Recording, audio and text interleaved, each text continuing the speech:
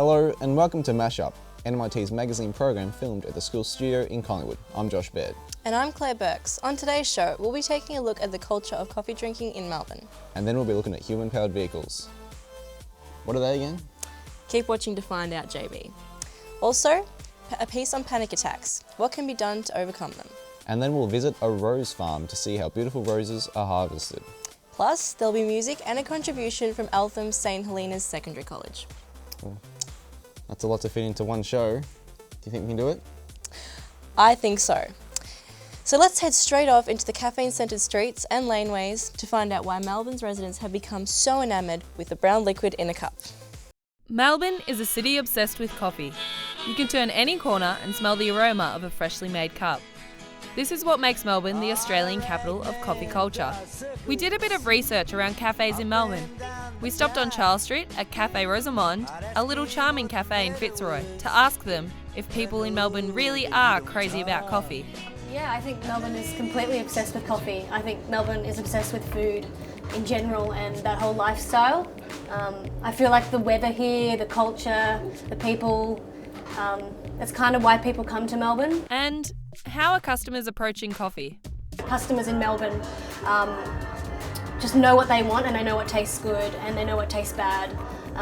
And I had a customer this morning actually come in and say that his coffee that he got the other day was too bitter and that it was over extracted, and he was a tradie and he had, you wouldn't by looking at him know that he would know anything about coffee, but they do.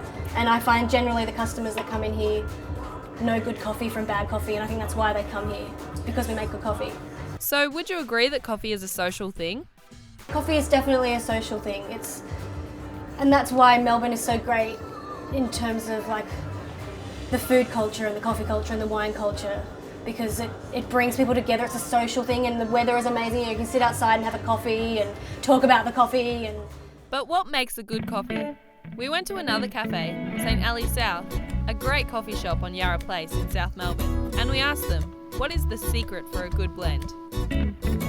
The secret to a good blend is, I reckon, you need to have a good balance of body as well as fruitiness as well as acidity, so you can actually have a nice even cup instead of it being too strong, too weak or too light.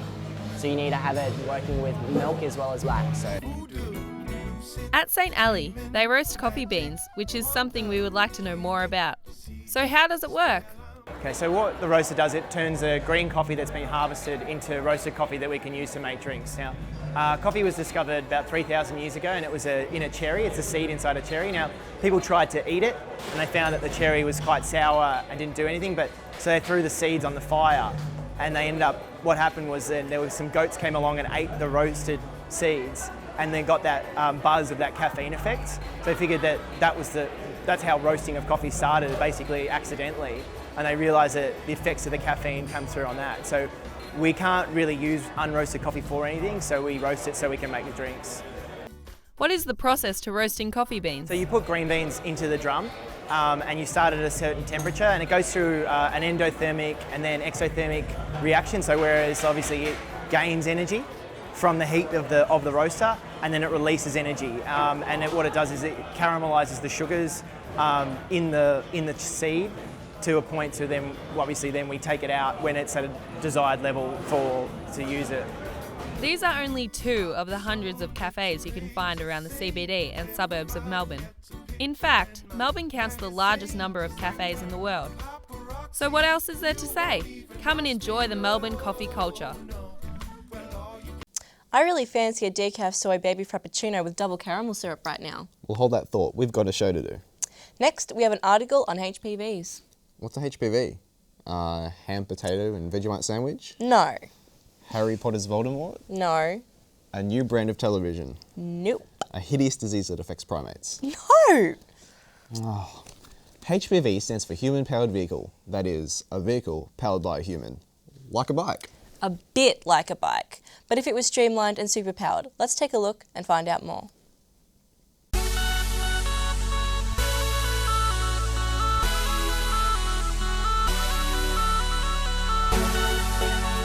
Before the teams are allowed to race, their vehicles must be inspected by an AIPP official, who will verify that the HPV follows all regulations and is safe to race.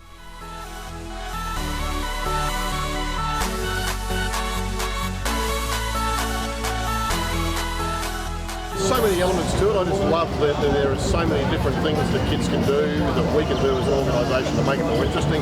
There's the fitness, there's the technical stuff, there's the IT, there's the construction, there's the management of teams, there's the community relations stuff. The fact that teams, school kids particularly, can do it with their teachers and with the broader community and get other people in country towns especially involved is really fantastic. So just because it's such a broad sport and there's so many different things people can do, that's what I like about it personally.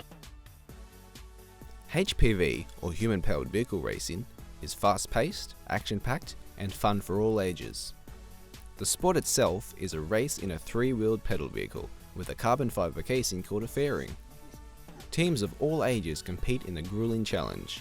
People compete in HPV races all over the country, but the biggest event, the International HPV Super Series, is held in South Australia. This annual championship features a 3-round series consisting of 2 6-hour and 1 24-hour race around an enclosed circuit. It's just great fun, good competition, friendly competition.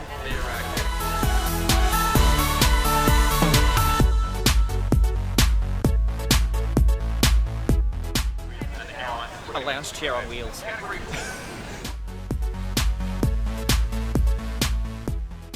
This is the largest event of its kind anywhere in the world. It attracts teams from all around Australia. The race is run by the Australian International Pedal Prix, or the AIPP. The AIPP has been running since 1986, when it began as a small 12-vehicle race in the University of South Australia's car park. Now it is held at larger venues with over 240 teams competing.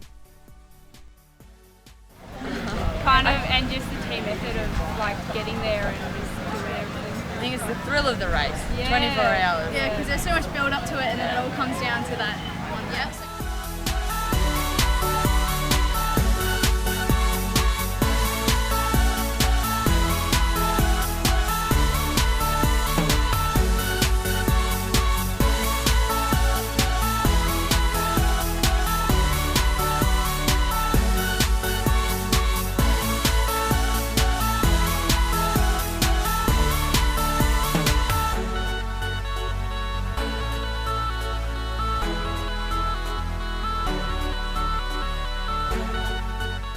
The event attracts over 30,000 spectators and participants annually. It brings the best teams from all over the country to what is considered to be the toughest and most competitive race.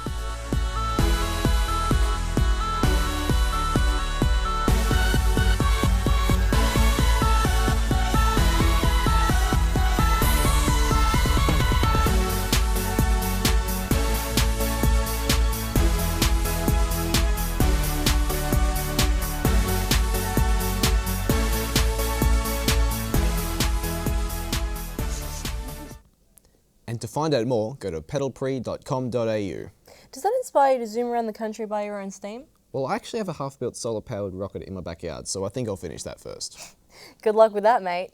We're heading off to a break now, but stick around. Yeah, and when we come back, we'll have more films and info for you. I can't wait. Well, you're going to have to. Back soon! Coming up after the break, panic attacks and what can be done to avoid them. And we'll have a look at some beautiful blooms on a rose farm. Stick around and we'll see you soon on Mashup.